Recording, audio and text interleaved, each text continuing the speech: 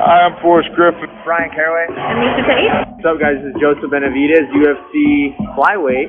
Hi, this is Greg Jackson, and you're listening to It's MMAzing, and that is an amazing pun. Get it? Like MMA, but amazing? MMAzing. Radio.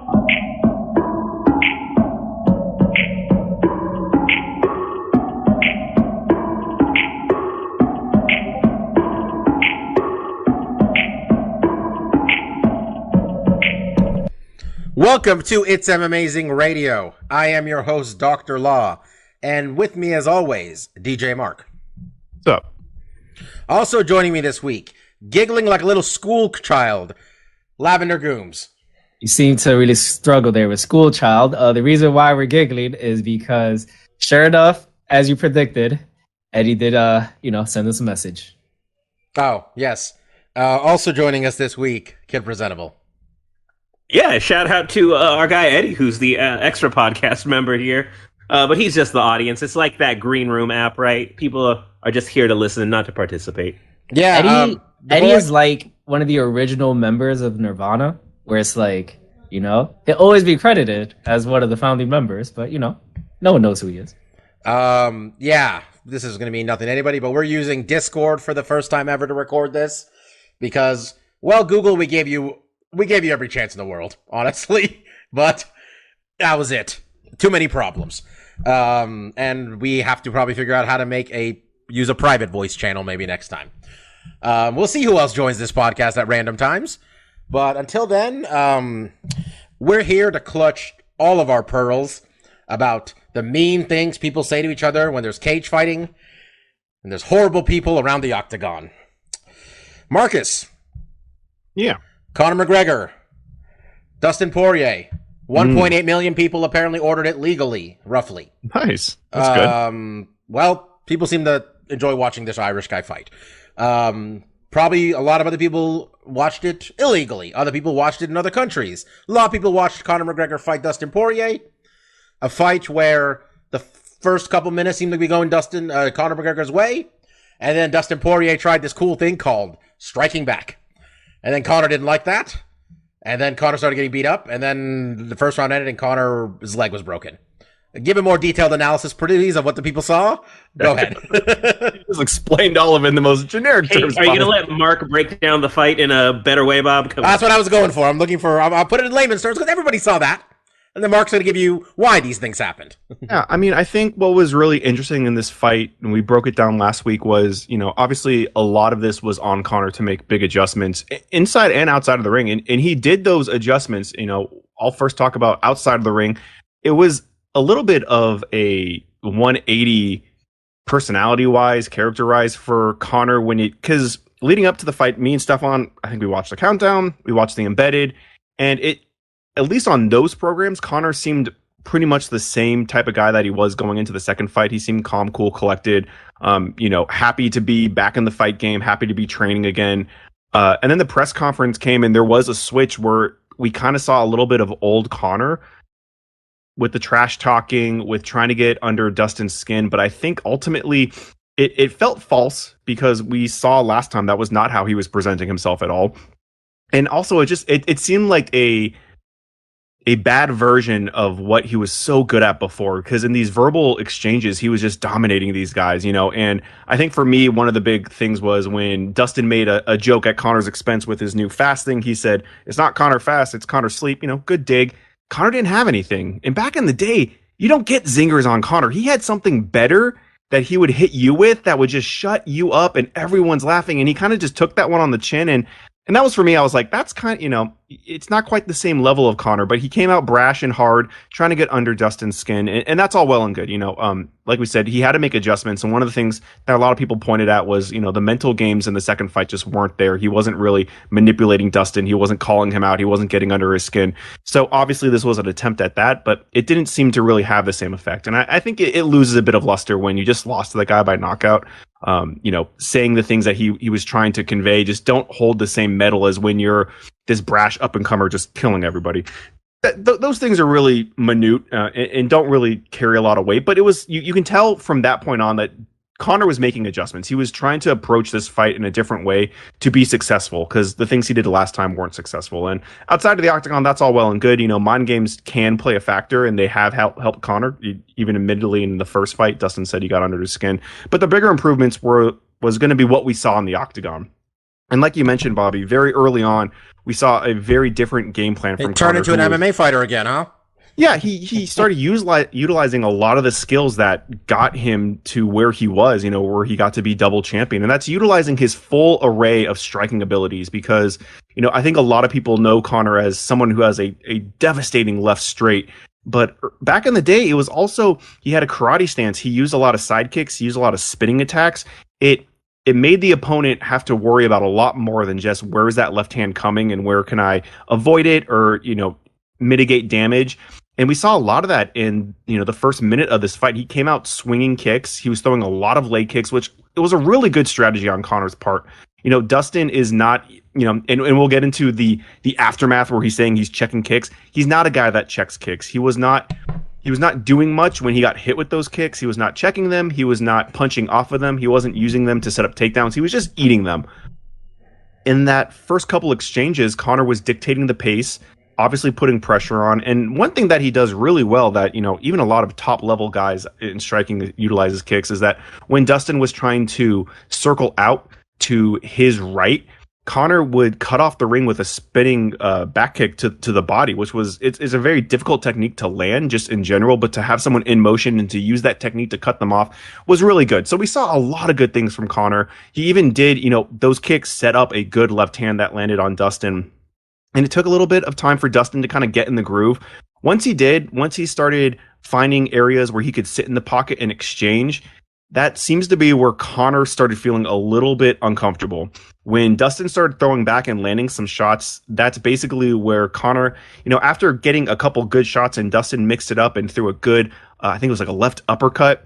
And when he came over with another right hook, Conor, I don't think he just fell into a position where it was a good position to get a clinch. Dustin had overexerted himself. He had kind of ducked underneath it.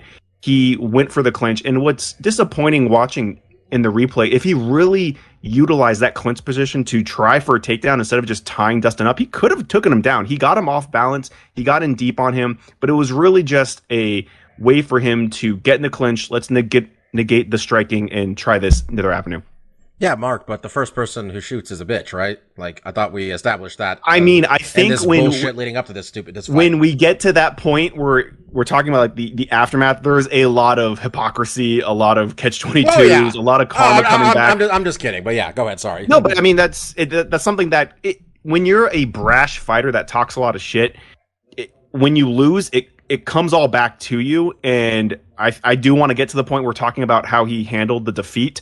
But just getting back into the fight, what I thought was interesting is when Conor did go for the clinch, we saw in the first round, he's really strong in the clinch. He was able to reverse Dustin, get him pushing up against the cage, was able to utilize a maneuver that he's very proficient at, those shoulder strikes, which did a lot of damage on Cowboy. And we saw in the second fight, Dustin tried to do it too, not nearly to the same effect. Conor is really good with really digging into his heels and his hips and really pushing that shoulder up. And there was none of that in this fight. He kind of he let Dustin control him on the cage. And ultimately, he got in a decent position for a guillotine. He got a guillotine attempt with no arms in, but that's a calculated move that fighters have to make when they get in that kind of position. Am I going to sell out and go for this guillotine full blast, go to my back and really try to finish the fight here? And I feel like you should really only do that when you're super confident that, like, if plan A doesn't work, I got him in my guard and I got tools there too. And it didn't seem like Conor had that. I think Conor saw, like, I have an avenue here to potentially get a guillotine. I'm going to try for it. Mike? You also got to be super confident in that if you're going for a guillotine and you're selling out like that if it doesn't work out for you, your name better be a Nate Diaz, exactly. or someone who's just a true like black belt in Brazilian Jiu-Jitsu, where you're not going to be fucked if that doesn't work out. Well, also where he was against the cage is not like the great place to be on your back either. Sometimes you kind of get just trapped in there a little bit. Well, I mean, to the counterpoint, what we saw Conor do in past fights, which he's very good at, is getting his back up against the cage and wall walking himself back up. We saw him do it with Khabib. Khabib, who's a fantastic grappler, was able to stop him doing that, right? He grapevined the legs and completely nullified him being able to stand up. But in the second fight, Dustin got him down early, and that's exactly what Conor did. He scooted to the cage, he got his back up against it, he worked his way back up. We didn't see that in this fight because to do a wall walk like that, you can't really do it in guard. You kind of have to give up guard and go to half guard. You have to build up your base to get back up. And what we ultimately saw was once the guillotine failed, he was stuck in guard against the cage against Dustin Poirier, who, has decent ground and pound, and he displayed that. Conor was throwing some decent elbows himself, but that's just a position where you don't want to get in exchanges. You muted him. Apologies. As I say, 2 judges had a 10-8. That seemed a bit excessive to me. I mean, what do you think, Steph? Also, what do you think? 10-8 for the first round. What did you think about that? Easy 10-8. You did? Okay. Why not? I don't know. I mean, maybe, I guess. Maybe I still have the mindset of like, oh, it almost should have ended. But I guess we do need to give out more 10-8s. So. No, it's like, because it's like, I said it to Mark when we were talking about an earlier fight that we'll get to because we kind of go reverse chronological. But in the O'Malley and Moutinho, I'm like, easy 10-8s across the board, right? Because this kid's gotten 0 offense off. I guess I would wonder. Close, the second round he wasn't close to being finished, but I'm like, it's so one-sided. Like, the ground and pound for Dustin in that round was substantial. He popped like Conor's ear open with one of the elbows. Like, there was substantial ground and pound in there. I do want to say, Bob, because I see your point and I agree to an extent. I think what really sold the judges was the last 10 seconds. I was going to say, did they come up with the 10-8 before or after the man fell over with the broken leg is what I'm curious Well, the round about. wasn't over. So, I mean, to get back to the fight, there's certain things that need to be, accounted for. Dustin called ultimately how the fight got back up, because Dustin was dominating. A couple times he would stack up too high and Conor would be able to kind of get heels on hips and be able to try to utilize some up kicks, which some of them did landed pretty cleanly, but Dustin was able to roll those off, get back into position. Ultimately, those were controversial in their own right, and that's exactly what I'm that Dustin ultimately how Conor got back up is because Conor was putting his fingers into Dustin's gloves and he was pulling him down while he was throwing the up kick, which, is a great technique. It's also illegal. And Dustin basically was complaining to Herb. He basically turned all the way around and was like, dude, he's putting his hands in my gloves. Herb saw that, did nothing, let Conor stand up, and then the fight resumed. So I think, tactically, that wasn't a super great decision on Dustin's part. I don't think it's a bad idea to try to clue in the referee like, yo, this dude's blatantly cheating and trying to win off of an illegal technique. And I think when Dustin also points out that's just what he does, he did it in the Khabib fight, And look, I mean, easy for us on the sidelines to be like, oh, yeah, I wouldn't grab the cage when I'm getting taken down or put my fingers. Of course, but man, we're 10 years into John Jones sticking his fingers in everybody's eyes, just out. So, there's some things just no, they're not going to make you stop. You're not going to stop. To circle back, Bob, I think really what solidified the 10-8 was Dustin was doing good work he was doing good ground and pound. Conor was competitive when they stood back up, and ultimately when the heel broke, they both exchanged left hands. Neither landed, but as we well know now, that's where Conor's ankle broke and he went to his butt. And that I think that him dropping to his butt, the judges not necessarily knowing if it was a strike. You have to remember the 7 seconds after where Dustin is raining on this dude. True. And I remember I was thinking like, don't stop it. There's like 3 seconds left. Do not stop this fight right now.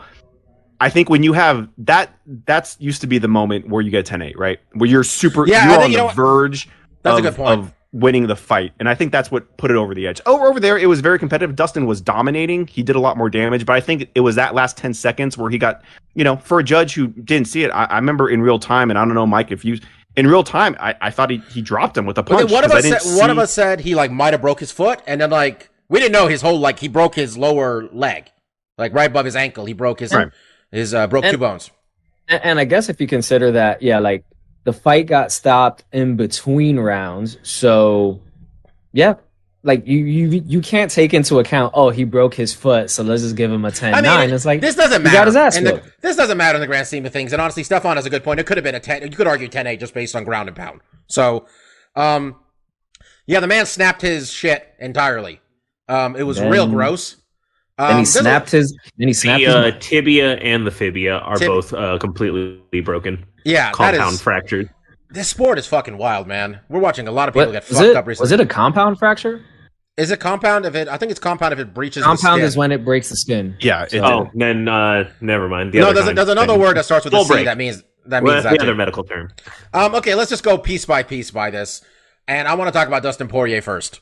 Because we'll talk about the controversy, but let's give the man his flowers here, as they say. Dustin Poirier is fighting for the UFC Lightweight Championship against Charles Oliveira. He's basically viewed as the uncrowned champion, Dustin Poirier. Not to diminish Charles Oliveira, the man's got the belt, but Dustin probably deserved. Dustin could have taken a title shot this last fight, he didn't. Just quick, Stefan. How do you think that matchup works out? How do you see those guys matching up? An early pick, who would you say? Well, this isn't official, but who do you say? I mean, like you said, kudos to Dustin. You know, we say it time and time again. Couldn't happen to a better guy. He basically passed up the title shot for a big paycheck, and I think you reported the buys. It's going to be a nice paycheck for him. Good you know, for him. So, and it's a matchup he clearly has in the bag at this point, right? You know, Mike was swayed by the talk. But having watched a lot of that stuff, like me and Mark, I was with Dustin. Like, the talk wasn't so good, you know? The first thing Connor came flying with is you're a bitch and you're Jolie's wife, and it's like, you used to be better than that, man. You used to be better than that. He used to be funny. But And that was my takeaway from Connor. What used to be funny, bro? I was so swayed. I was intoxicated by that press conference, man. I was swayed. I changed my fight pick. I'm like, yo, it's gonna be on, and that was a big fucking mistake. To just touch quickly on the press conference, it struck me more as Conor before the Khabib fight, when it comes to that press conference than anything else. So it was a version of old Conor, but just, you know, not the funny Conor when he was coming up. Okay. It's an old man kicker, so but yeah, Mm-hmm. circling back to the matter at hand and what's to come forward. It's a very well deserved shot. I am hoping I can find a way to lay a bet, because coming off of this, I expect Dustin to be the favorite, but I'm picking Charles to win.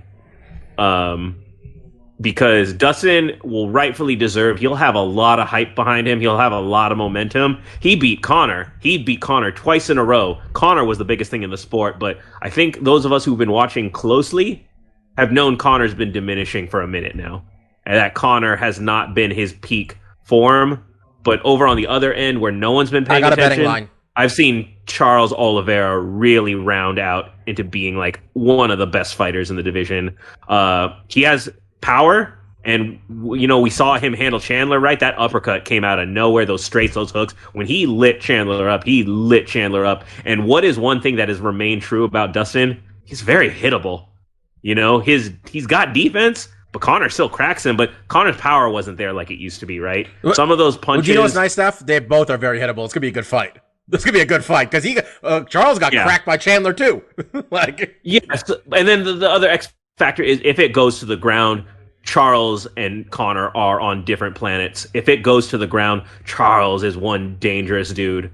You know, Charles could put Dustin on the ground if he wants. You know, Charles has been getting really strong. He's been really improving his offensive takedowns, you know, and we've seen Dustin is a very capable grappler, but he's been dominated by superior grapplers in the past. Not saying that Charles is distinctly that, but Charles is so well-rounded that I think there will be nice money to be had on him. Well, here we go. I'm assuming he'll be the underdog in that fight. Here's the betting line. I got one betting line from FanDuel. I know Stefan hates the FanDuel betting lines for stuff like this. Minus 158, Dustin Poirier. Plus 134, Charles Oliveira. That's what we got right now. Give me an underdog line on Charles all day. I love it for him. You know what made me a little bit sad is when Conor said he wanted to fight Charles if he won the fight. He wanted to fight Charles at Allegiant Stadium, which is where the Raiders play. And I was like, shit, I'd go to that. That sounds like fun, man. A football stadium. I'd probably afford that ticket. Dustin, getting that title shot. We'll see when it happens. Coming out of this relatively healthy, you think? We don't know. My favorite part was when he went full Kanye West and told everybody to kiss his whole asshole. That was That was A plus. Dustin turned into old Dustin a few moments in the post fight. I remember. I'm like, I remember this guy. I remember when it wasn't just charity. Don't forget, along with telling the whole crowd, kiss my whole asshole, he also shouted out a kid that, like had cancer. Oh, yeah. Like, he also said very nice things as well. He also said, I want Connor to get back to his beautiful family, while also calling him, what was he called him? A dirtbag, I think. Dirtbag, yes. Dirtbag. Yes. Okay, I got a couple. So let's get into Connor. All over the place. There's a couple different things to get into here. Okay, let's just go with, like, the post-fight whole thing, I guess. I'm not going to lie to myself about... I've realized, this is me personally, my expectations need to be dropped severely about what the people in this sport are. That being said, you probably shouldn't say you're going to come murder someone in his family. There's that. Second, though, Mike, why the fuck are we talking to the man who's got a snapped leg? Because when Weidman snapped his leg... the focus was getting him out of the cage. When Anderson snapped his leg, you could hear Anderson howling in pain while Weidman was talking to Joe Rogan.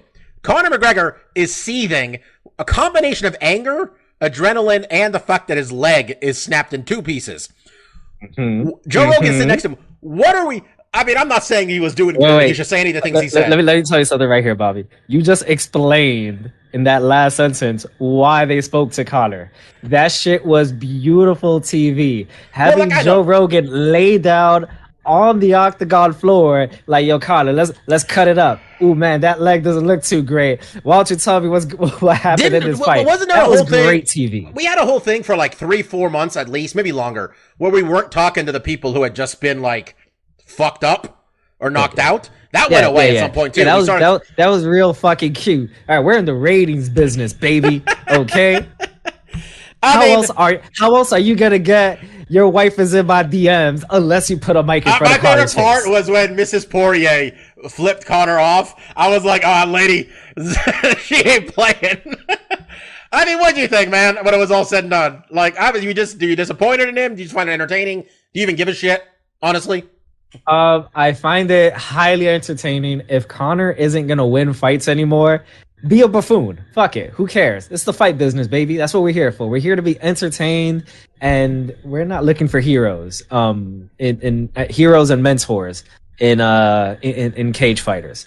So, Conor, give Conor, credit in this aspect that even with his leg at a perpendicular angle, he's promoting the next fight. All right, he's promoting the next fight just in case a Poirier Conor 4 happens. All right, you gotta have a little heat on there, okay? And not the heat that they applied to his ankle. No, I'm talking about heat for the fight. You don't think that's an ice situation?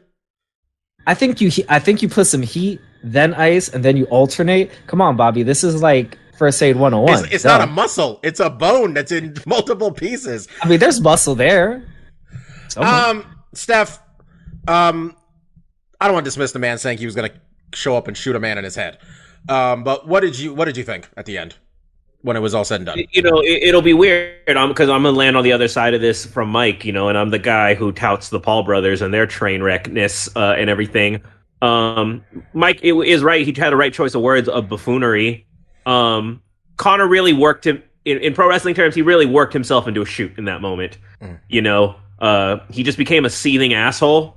Like, I don't know that his faculty was all there. Yeah. That he was, I'm going to work on selling the next fight. I think he's in a shit amount of pain, and I think his full asshole is coming out.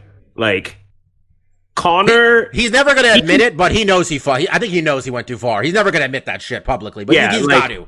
He's got to. He's not that dumb. That was my read. It wasn't like, you know what? Let's get ready for the fourth fight. It's him being in full asshole mode because he's angry and frustrated and he's in an extreme pain, sitting there for God knows how long because a stretcher never came when the broadcast went off. Like, he was still sitting in that cage after Dustin and his whole family had left the cage. I didn't like it because it's a similar thing with a lot of legends. Conor won't give a shit about this, but he should. It's a thing that tarnishes his legacy. It's a thing that makes him a punchline on the way out. You'll look at the last several years of his career, and be like, man, how did we ever like this guy in the first place?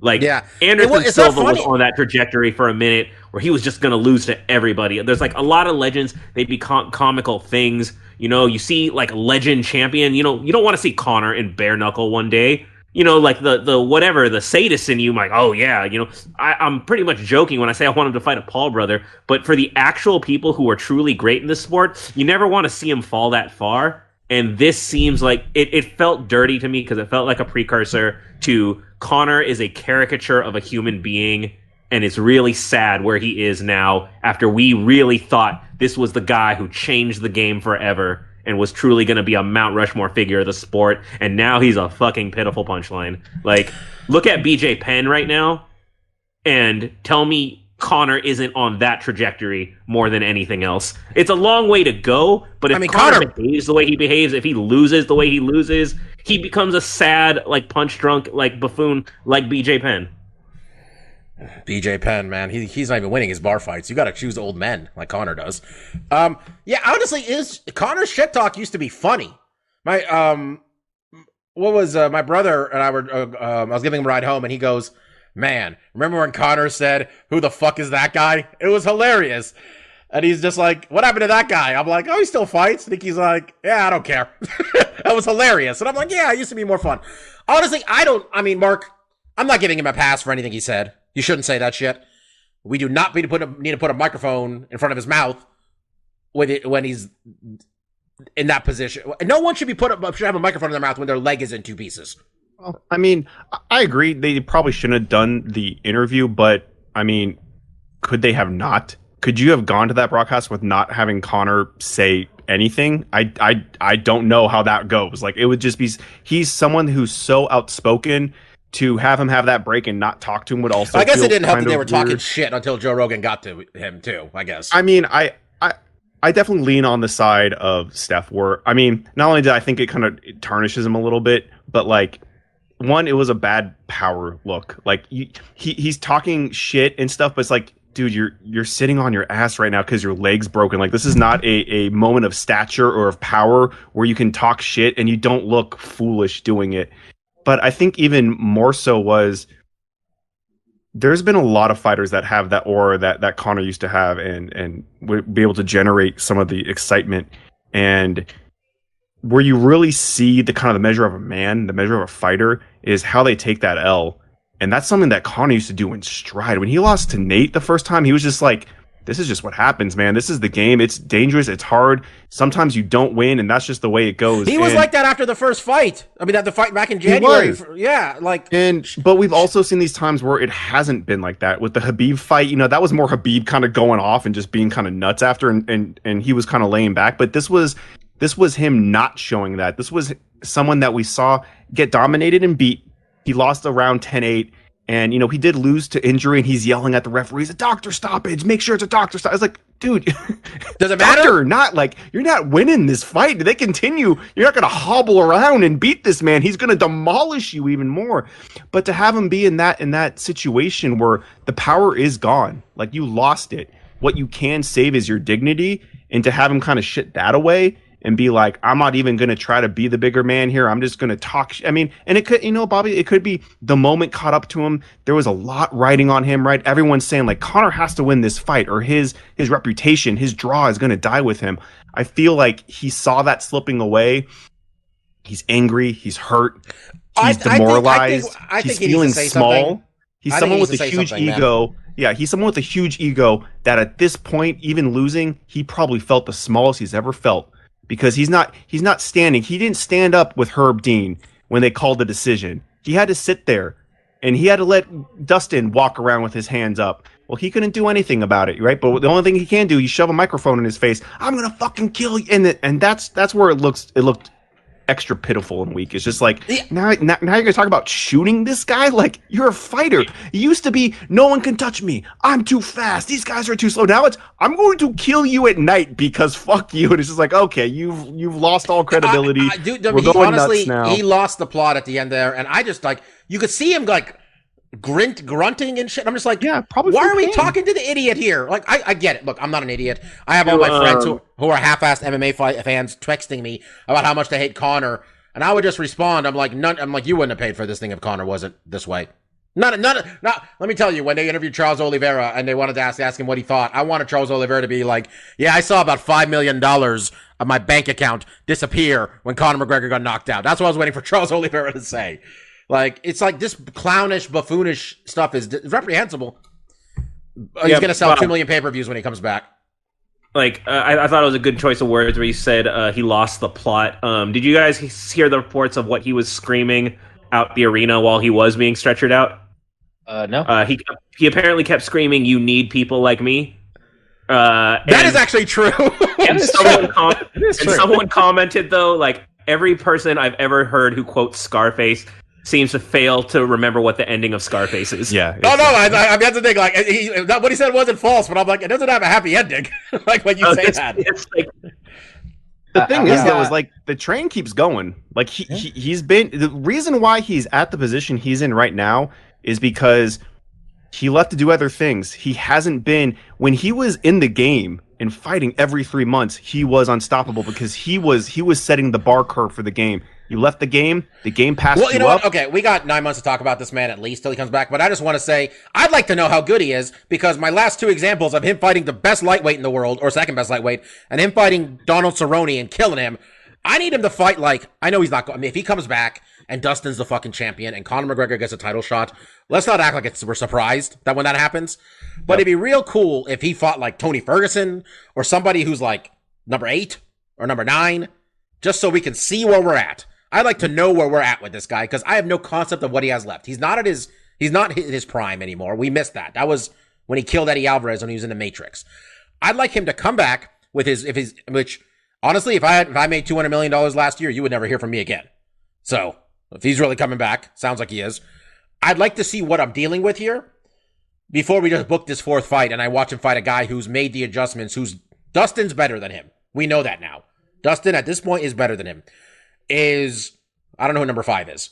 Where's RDA? Is RDA better than him? I don't know.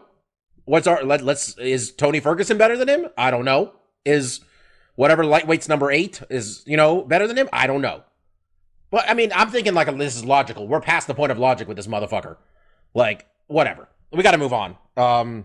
Just one quick, few quick ahead, things. He'll have a bunch of people that want to fight him because everyone likes money. Mm-hmm. And then 2 quick other things. It can be funny when you threaten people's family. Quote, "I'm going to eat your kids. Praise be to Allah." Mike Tyson.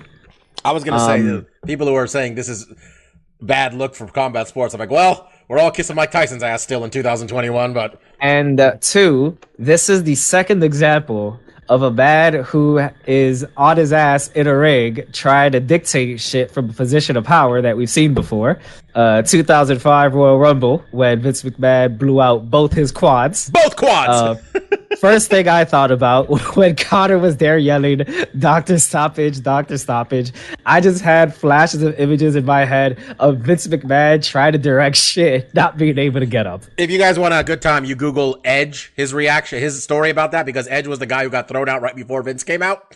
And Edge said he was in the back and laughing as hard as he possibly could, trying not to be seen. All right, co-main event, Gilbert Burns, Stephen Thompson. I mean, we're going to go fast through some of these fights, and this is one of them. I just want to say, I enjoyed the last 10 seconds of the fight where the referee said, "Fuck these unified rules," and let Gilbert Burns just start pounding on the back of Wonder Boy's head. Yeah, Gilbert did what he had to do. That's really all you can say, right, Steph? You do what you got to do when you're trying to figure out that puzzle sometimes. But yeah, it was kind of a clean, decisive win.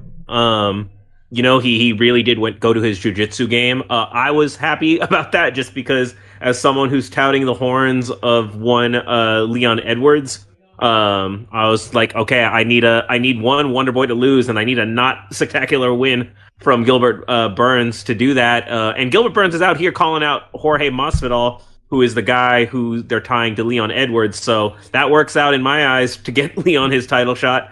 Gilbert is taking one for the team, doing us a solid. Another guy who was being booed mercilessly, and you all know it. I was yelling "Boo Earns," but Yeah, that was a weird co-main to main event situation because in that one we had everyone chanting USA and booing Gilbert Burns, and then in the main event we had everyone booing the American and cheering the Irish guy. If anything I could say about Las Vegas, it is not consistent. No, not at all. Wonder Boy, man, that's it, man. 38 years old. Mike, hard to see a man in this weight class trying to build himself back up another time to get a title shot. If this was heavyweight, sure, but that might have been the last run for Wonder Boy to get a title shot. Extremely hard, and I would assume at this point now he's just playing out the rest of his contract because he is hitting that UFC sweet spot in the last few years where if you're not contending for a title and you're of a certain age where you're earning a certain amount of money, yeah, they don't need you anymore. I like Wonder Boy. I hope he sticks around. I will say this also just because Mark can attest to this. Mark and I know the real reason Wonder Boy lost this fight. In the embeddeds, Wonder Boy was gifted a sweet-ass boxing robe that said Wonder Boy on it. It was white and blue, and we're like, shit, they're going to let them wear that to the cage? That's going to be dope. That boxing robe is one of the best things a part of the entrance. But what happened? Nah, he had to wear that crypto shirt. The crypto logo wasn't on the boxing robe, and so that really threw off his game. But I am happy because, again, if you watch the embedded, when they're talking to Wonder Boy Thompson, in the middle of one of his segments, the dude just cuts a 2-minute promo for some zombie survival mobile game that is not officially sponsoring the video. So at least we know Wonder Boy's getting that mobile game money. So you got to look at Wonder right. Boy on YouTube, man. Got a good YouTube channel. Tai Tuivasa, Greg Hardy. Mark, that was just really just satisfying on every level. What happened in those 67 seconds? Yeah, I mean, yeah, on every level that you kind of expect from this fight with two guys that kind of just run at each other and get quick knockouts. And, you add in the extra flavor text of, Greg Hardy's past. And, if you know about it, you kind of want to see him get his comeuppance. And Tai Tuivasa is just like, he played into that really well, and I think you have to. I mean, we used to talk about this all the time, and we don't mention it hardly ever now because it's become such a moot point because the UFC has neutered people's entrances to such a point that it's just not important. But Tai came out to Spice Girls, and there's a reason why he came out to a woman empowerment song because Greg Hardy beat up his girlfriend or wife. I don't know what their affiliation. I don't really know much of the story. His pregnant girlfriend. She was pregnant. Whooped their ass. I believe she was pregnant. Okay. You know what? Allegedly. I don't know. But he for sure threw her onto a bed full of guns. Oh, okay. That weirdness aside, Tai was playing into it. They had a fight that lasted 1 minute and 7 seconds, and it was awesome because Greg cracked him. Tai was skating there for a second. He had the slippery fish legs going, and then he hit Greg Hardy so hard when he fell to the ground. He wasn't even looking at the man. He was looking up in the bleachers. He was looking out to the crowd, and just destroyed that orbital bone too. His orbital bone was destroyed. Yeah, we may not see Greg Hardy again, honestly. I don't know. I think we will, but it was just in that moment. It was just like everything just worked up perfectly. He had a fight where it was action packed for every second it lasted. He had to come back from a little bit. He didn't just run over Greg. Greg cracked him hard, and he stuck in the pocket and got a vicious knockout. And then all the theatrics after drinking. Oh God, drinking the shoey. The first shoey, which was a more regulated shoey, where he was controlling what was going in the shoe, how he was drinking it. That was all fun. That's part of his gimmick. Mark, I want to say the part that you're leading up to. I will say I've seen no one else mention it, which tells me that no one continued watching the broadcast because no one saw who the true villain of this evening was. Oh God, that's Mark, son of a bitch. I think you're getting to it. Yeah, go ahead. Yeah, I mean, so walking out to the out of the arena, the crowd still off that high. Spice Girls, a vicious knockout. Dude's drinking beer out of a shoe. Let's do one more. Someone brings out their dirty sneaker. He's not going to say no. They start pouring beer into it, which is, I guess, the thing you do. Some jackass got, I have to imagine it's Dustin Poirier's hot sauce, because who else is bringing hot sauce to this fucking thing? Starts pouring the fucking hot sauce. And, this is partly on time. This is partly on management, people looking out for him. Because no one stopped this fucker. What's he pouring in the drink? Is it hot sauce? Is it rat poison? Who gives a fuck? It's going in the shoe. It's going in this dude's mouth. He drinks it. We don't know what it is. The reaction he has is better than any of the hot ones' reactions when they're eating the hot wings and they're expecting it because Tai just gulped down all this hot sauce and booze out of someone's dirty ass shoe, and you see the reactions like, oh my god, that tastes disgusting and it's burning. He's doing trying to get the taste out of his mouth. It was pretty comedic. Wonderful. But that guy's a fucking asshole. Honestly, if I was Tai, I would have beat the shit out of that guy. Like, what the fuck you doing? I'm living a high right now. I'm having the biggest moment. You trying to roofie me? You're trying to roofie me with hot sauce? What's going on here? I just knocked out the woman beater to the Spice Girls, and now you ruined my night. I would have slugged that dude for sure. Let me tell you, man. In fairness, he got that taste out when the person from like 20 feet up, just started dropping beer into his mouth. Yeah, that was fucking look. Amazing. Let me tell you, Mike. It went in, and if it was hot going in, it's gonna be. If it was hot going in, it's gonna be hot going out. So Tai Tuivasa had a rough time later that night. Let me tell you, that much hot sauce. No, I like I like hot sauce and end result as well. It's nice. Wonderful. Yeah, Ty's gonna be in the UFC as long as he wants to be in the UFC. I guess this is just who he is. We'll see what happens with Greg Hardy. Which I feel we did not get. And this is his first fight of his where we really got to enjoy the justice we wanted at the end of it. I will say this about Greg Hardy. I know none of us actually care, but is anyone else slightly surprised he doesn't seem to be getting better in any kind of way? Like, he still seems to be plotting, I'm just going to punch your lights out, but I don't have any other facet to my MMA game. Like, what is he doing at American Top Team? I don't care about his success rate, but for a guy being the world-class athlete as he was, don't we think he would pick this sport up a little bit better than he had? He's been in it for a minute now. Like, when you look at his number of fights, he didn't start. He's quick. He's quick, and he's got some hands, and that's the same level he's been at for this entire time. Mike? Yeah, basically, he's the same fighter he was when he showed up, is my point. To answer your question, no.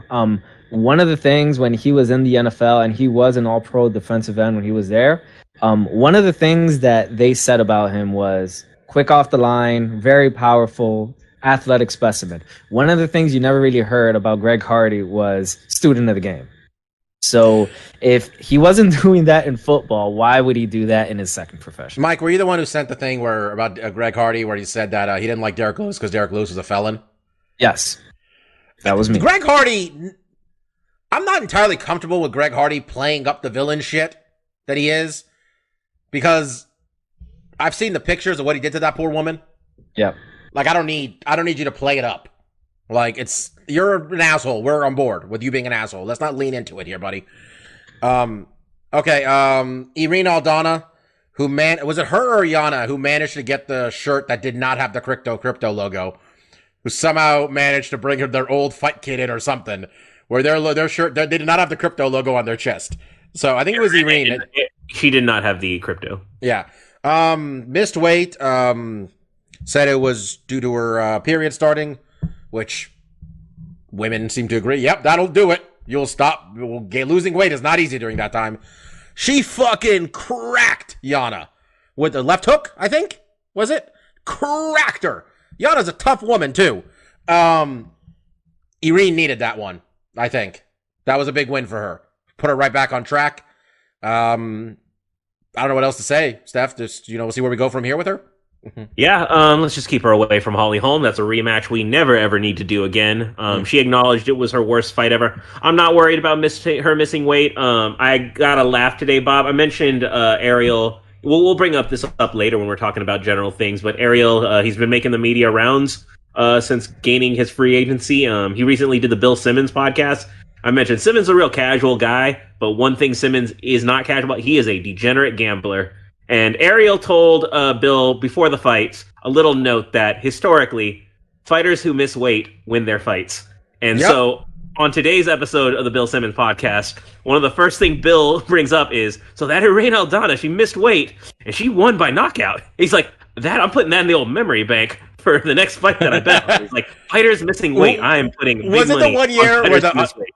The 1 year where the fighters missing weight were something like 11-2 or 11-1 or something like that 1 year? I remember it was absurd. But I think the key is you want them to miss weight where they're just like, yeah, I don't feel like hitting the limit. You don't want them to be like dying. What's your guy who just lost to Moreno, dying at the scale, looking like Skeletor? You don't want them that kind of weight miss. You want the weight miss where they're just like, yeah, I'm not doing it. You know what? I'm a couple of pounds over. Take my 20%, whatever. That's the weight miss that you want to bet your money money on. By the way, Davison Figueiredo has a pet buffalo named Ferdinand. Just want to point that out. It made me like Davison Figueiredo more. I wish they promoted this before the fight. It would have been the guy who has a pet buffalo versus a guy who likes the Funko Pops. All right. This was amazing. Sean O'Malley versus Chris Moutinho. Amazing for who? Sean O'Malley landed, was it 83% of his strikes, broke every record that he had for most strikes he landed in a fight. And my only thing is, I think Herb Dean had Sean O'Malley by knockout in his parlay, because Herb Dean just kind of stopped this shit with 27 seconds left. I'm going to agree with Dana White here, where Dana White said, honestly, at any point in the last 2 rounds, you could have just been like, well, we're done here. Chris Moutinho got beat up worse than I haven't seen a guy get beat up this badly in a long time, and he kept walking forward. Someone said it was like they reanimated a corpse and have him fight Sean O'Malley. Moutinho, by the way, is posting. Yeah, I've heard his nickname. They're really stressing it because they want it to be a play on Korean Zombie, but they keep calling him the Green Zombie for emphasizing that neon hair. That is pretty whack. I just put it in our group chat here.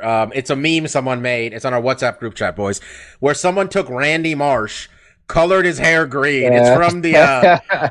It's from the baseball episode where Randy Marsh is fighting everybody, and the caption is, "Hey O'Malley, I didn't hear no bell." Dude, I'll be honest, this morning I was looking to see if this kid had like a t-shirt or some sort of like Venmo. I was going to pitch this Moutinho guy $5-10 because this guy is not long for this sport, and I was thoroughly entertained by this man. Like, I honestly hope they they made him stay up that night, because I kind of feared what would happen if he. They said all of his scans were clear. I'm like, how? Okay. How was it clear? He got pummeled. I mean, Mark, I don't know. I mean, Sean O'Malley looked excellent, but I'm not sure he's even the story of what just happened in that fight.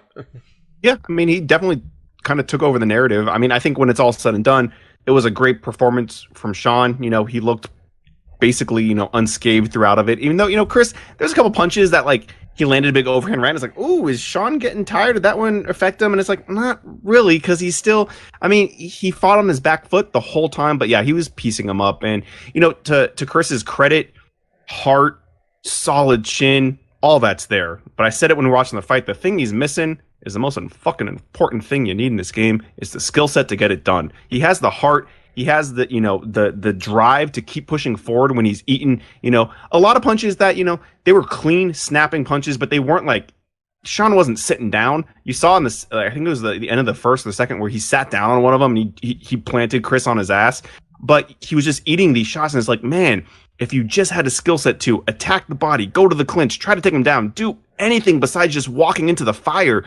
maybe you could win this fight. Maybe there's a way to get a screech, like a huge victory, but like he just kept walking forward with no. He landed a couple punches. That was it. I'd like to see. I think he looks like a flyweight, obviously, given the size difference we saw. I'd like to see what this. They're gonna give him some fights. You don't just. This is how you get into UFC. You definitely fight. An actual fight where he has. They always do. This is short notice thing. If you show up short notice, this is how you get into the UFC. Put the man at 125 if that's his weight class. Let's get a full fight camp for this guy, but. I was thoroughly entertained when it was over. I'm like, God damn, this guy's just, whew. Okay, again, if you want to put your Venmo out there, your Cash App, I'll pitch $5 to you just for that. He got a 75 grand for fight of the night. Again, watching the embeds, that was really his own goal. He's like, I'm not promising a win, I'm not promising a loss, but I just want that fight of the night. So for a guy debuting coming out, he got it. I can't remember what editorial I read, but I kind of agree. Look, I'm not mad that he got it. The kid will certainly need it. That said, I think it's weird he got it. It's weird to give fight of the night to a one-sided shellacking.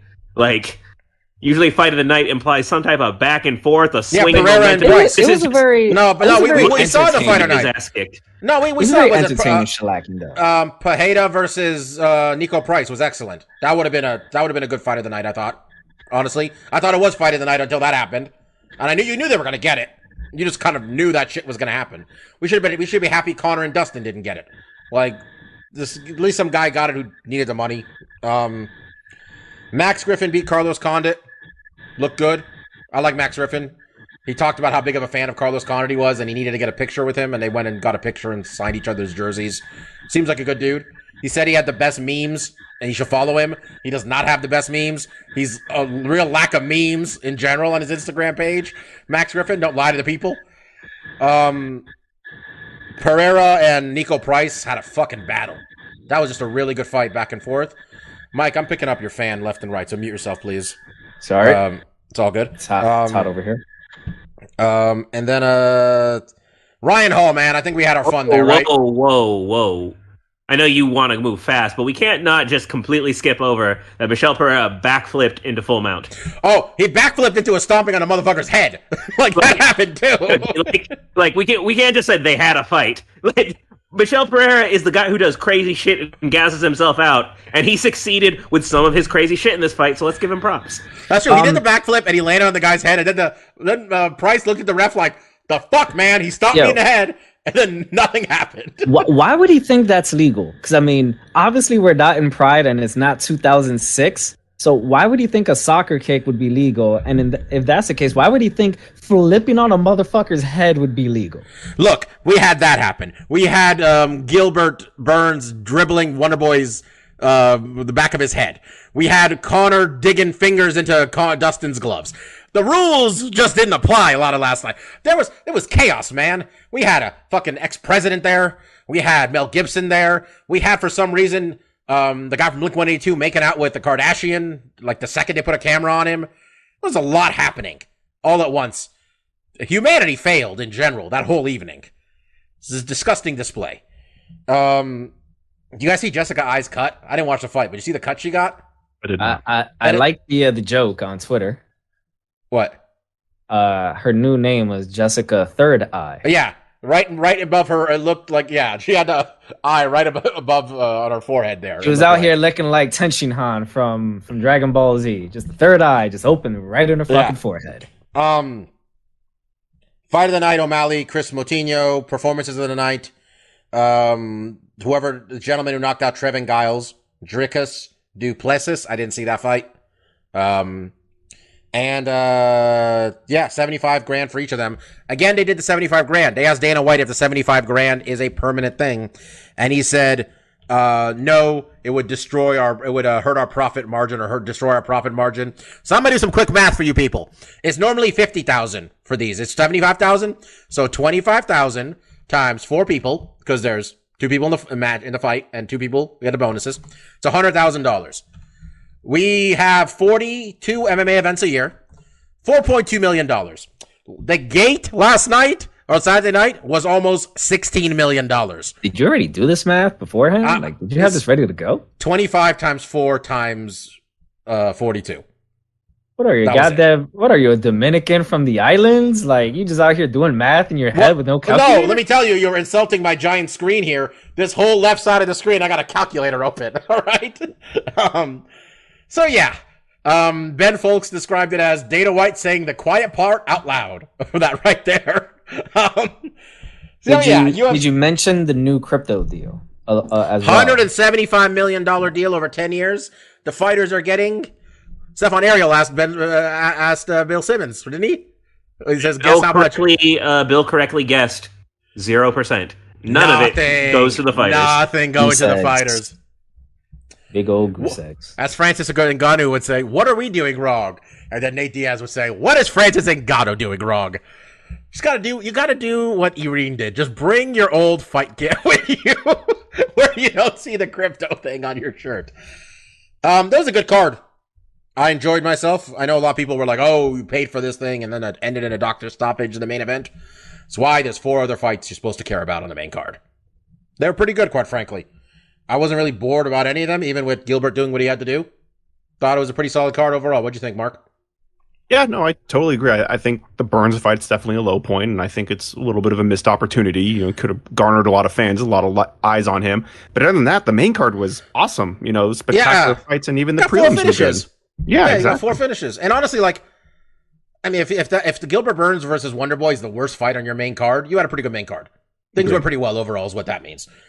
It was good, but I give it a small asterisk, right? The finale having a slightly unclean finish. Look, that was unsatisfying. Of course. Whether that leg break was earned from a check kick or not, it feels fluky. And so the main event of the night kind of ending on kind of unsatisfactory terms. That is the one kind of little mark on the night, I'd say. Yeah, Uriah Hall's out there calling Dustin a bum. Like, man, I threw 0 strikes.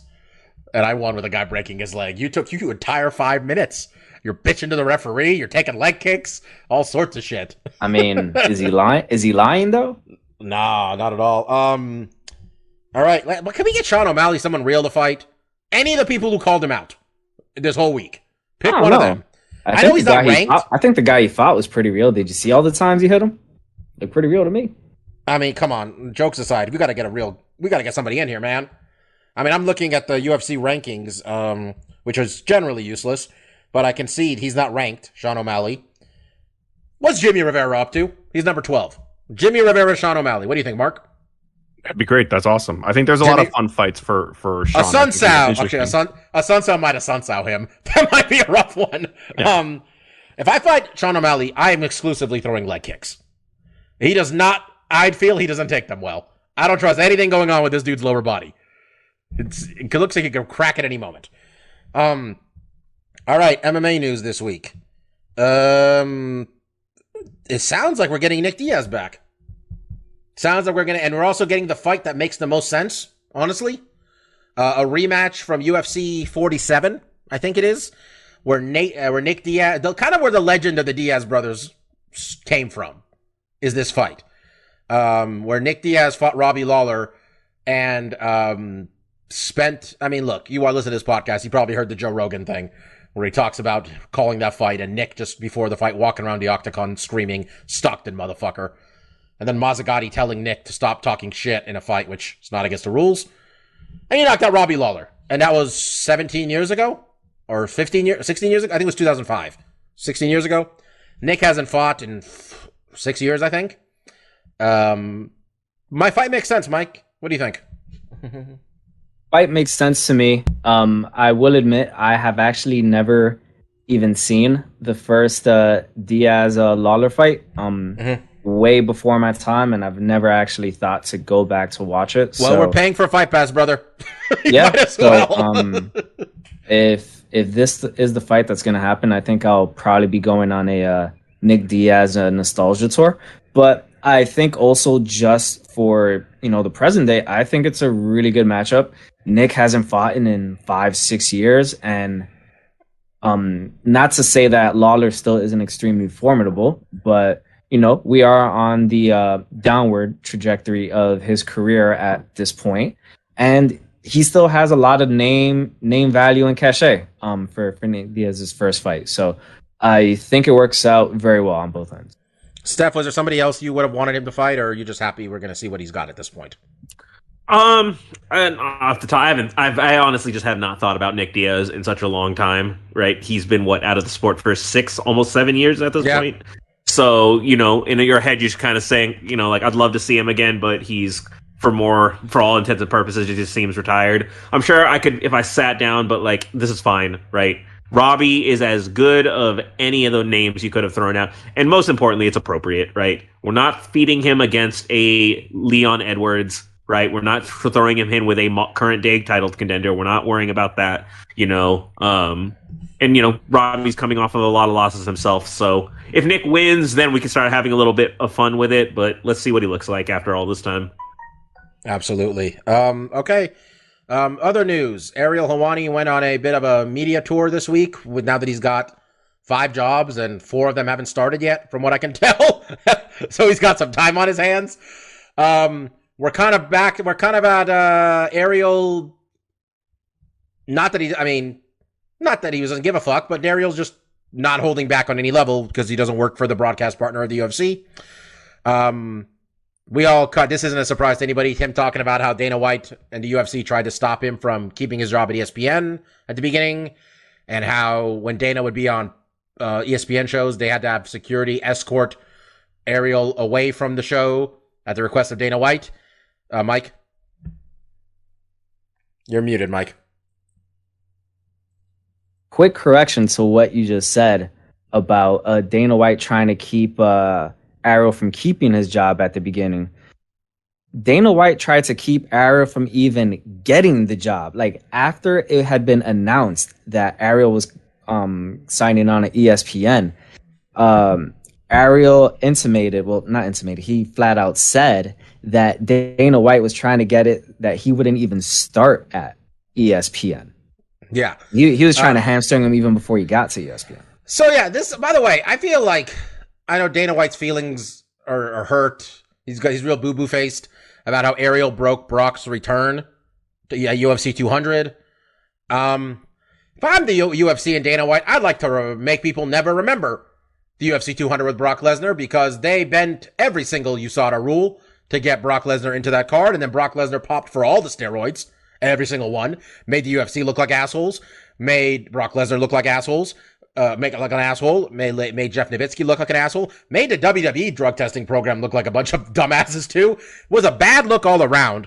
Had them spend a bunch of money on lawyers when Mark Hunt sued them. I don't know if it got dismissed or anything. That's besides the point. Nothing he said there is a surprise. Just a bully can't. Dana White doesn't do well with people who push back. And Ariel didn't even push back. But you just notice, whenever Dana White has a problem with somebody, it's because he can't control them. So I don't know what else there is to say about it. But Mark, I mean, I played it for you earlier, the clip. You were just like, it's fucking sad, right?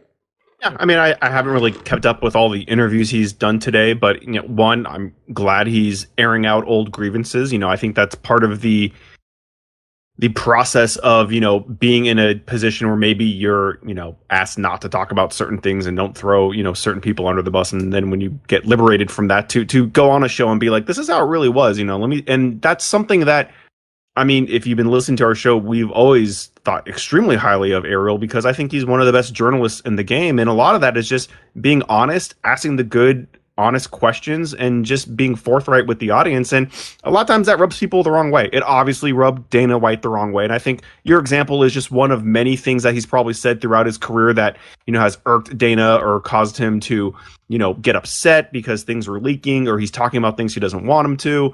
But at the end of the day, in fighters too, there's been a couple fighters like, I don't like talking to Ariel because, he asks questions I don't like. But honestly, they never, from my point of view, been like off the line or off kilter. It's always been valid questions that might be hard subjects for these guys to talk about or to hold a mirror up to. But that's why it's just sad part, Mark. He's not even the one who's out there like bringing up concussions or their questionable drug testing program, or the fact that they got a bunch of fighters dealing with a warlord, or they do business with Ali Abdulaziz's shady ass. Like, he doesn't even bring that shit up. Like, he's literally just talking about, they booked this fight. Oh, they're gonna book that fight. It's literally just, I mean, it's Woj shit, right? And Stefan, it's him being the Wojnarowski of MMA, which Mark is not a basketball fan. He just breaks free agent news and trade news and stuff. That's what that type of reporting. Sport reporting, that's just what it is. But yeah, Ariel said it very plainly, is Dana didn't like that I even mentioned the business aspect. Like, he wanted to be purely promotional, stick to the fights, don't do anything. And, he just didn't like that it was someone he couldn't control. And that's really what it comes down to. And it's unfortunate, but it's nice to hear Ariel talking about it. One of the things he vented on the Simmons podcast, he's like, I wasn't even allowed to mention Bellator. Like, Dana got mad if I even mentioned that Bellator had an event. Like, he's like, we're covering the sport of MMA. We're not covering just the UFC. But, he's happy. He's in a better place. He said he thinks it's better for him to not, have the corporate overlord. There was kind of a natural conflict of interest with ESPN having such a big stake in the UFC and what type of coverage they can give. Now in his independent things, he'll be able to give his like open opinion. And if anything, he'll get to be that journal who we want to name the best journalist award after him for, right?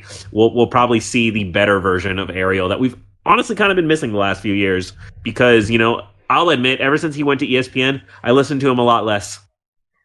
I listened to him the least amount I ever had in my life in the time he was with ESPN, and I don't think it's totally an access thing. I'm glad the MMA Hour's coming back, because it was a good show. I did like him talking. Today he was talking about how they're promoting the hell out of those new shows with DC and Chael, and Ariel's like, yeah, they didn't promote our shows at all. I'm like, that is true. They didn't promote those at all. And they promoted the hell out of Jorge Cedeno, and who Ariel gave a lot of props to, and Chael's show. And then also Daniel Cormier and Ryan Clark, who I still don't know what that show is going to be about, because I don't know how much MMA Ryan Clark knows. Is it going to be about MMA? I like Ryan Clark when he talks about football. I think he's a very smart guy. But I don't know, man. Not everybody. I mean, it would have made too much sense just to put Chael and DC on the same show, huh? That would have been too easy. We could have. I would have watched that. Well, I enjoyed Chael and Ariel. I think the reason why they didn't do that is because then they would be losing a show. Even though that makes all the sense in the world. I bet that show would do better, but I don't know. Maybe these other ones will do stuff. Yeah, Dana White can talk to Barstool Sports, and that bullshit about stuff. Keep it real surface level. Can't even go on First Take because Molly asks him tough questions. It's interesting. Anyway, Bellator is actually happening since they don't stop us from talking about Bellator. Bellator's happening this weekend. Can't control us. I'm not they in fighting on it. Bumblefuck, Connecticut again? Yeah, Mike, you got to go to Mohegan Sun, man. We're trying to send you to Uncasville. All right. You know what? When I'm coming to visit, if the Bellator card is happening that Friday, you and me are going to cover Bellator, and we're blowing off that rehearsal dinner we're supposed to go to. Which one would you rather go to, Mike? Which one would you rather go to? Rehearsal dinner in New Jersey or Bellator in Uncasville, Connecticut? Why are you putting me in that situation, man? We're recording right now, man. We can't have that shit on the wedding. We're happy to go to the wedding. Just a rehearsal dinner or going to watch fights. I only have to pack one suit if we go to the fights. All right. I mean, you could actually wear the suit to go to Bellator, and then just wear the suit again the next time. Oh no, I sat next to some guy wearing a suit when I went to War MMA, and I'm like, look at this fucking tool. Who is this fucking tool? This is War MMA wearing a suit. It's the first time anybody in Stockton wore a suit that wasn't fucking on trial for something. All right, let's talk about the UFC. By the way, Stefan, Khabib says he turned down a fight with GSP. Just breaking your heart over there, man. I mean, you know why, right, Bobby? He's scared. Yeah. Scared of we all know it. Aggregated. If we got any internet aggregators, it's an amazing reporting. Khabib Nurmagomedov scared to fight GSP. He saw. AKA, I mean, 3 Captain Americas couldn't stop. Yeah, George St. Pierre. I mean, GSP just. I like it every scene. Just the way he died. Didn't he? Did he get capped by? Or we don't know if he died. He got capped by lady. It took a little rebel lady to shoot GSP, but 3 Captain Americas could not stop GSP. That's right. He's got hair now. People call him St. P. George St. P. Hair. It's a real easy pun, but GSP's got a statue. They got a statue of GSP in Montreal. Ain't no statues of Dana White anywhere. I'm gonna put a Madame Tussauds there for him to get punched in the face. I'm gonna give the UFC credit for exactly one thing here. They didn't show Donald Trump and say, "Here's Donald Trump at the event." I appreciated that. That was it. Bet you Dana White pushed for it though. I mean, they want people to enjoy themselves and not start a riot. They're like, are these people drunk enough to see this asshole ex-president? No? Okay. All right, UFC is gonna be.